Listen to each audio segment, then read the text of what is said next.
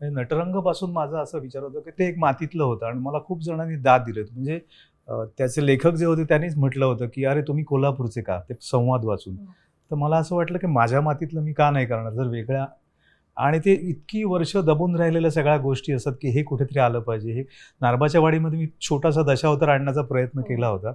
पण अख्खा त्या विषयावरचा सिनेमा कारण लहानपणी ह्याने जसं म्हटलं, आम्ही एकदा मार्चमध्ये गेलो की जूनमध्ये शाळा सुरू व्हायच्या आधी आणायचे आम्हाला पकडून.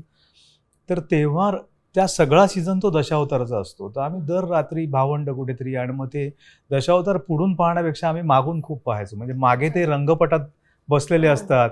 स्त्री पात्र पुरुषच करत असतात. त्यांच्या गप्पा सुरू असतात. त्याच्यातली गंमत असते ना त्यांची तयार होण्याची घाई. मग आम्हाला ते पिटाळायचं तिकडनं.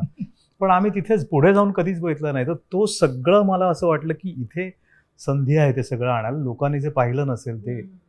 त्यामुळे माझ्यासाठी पर्वणी होती ती.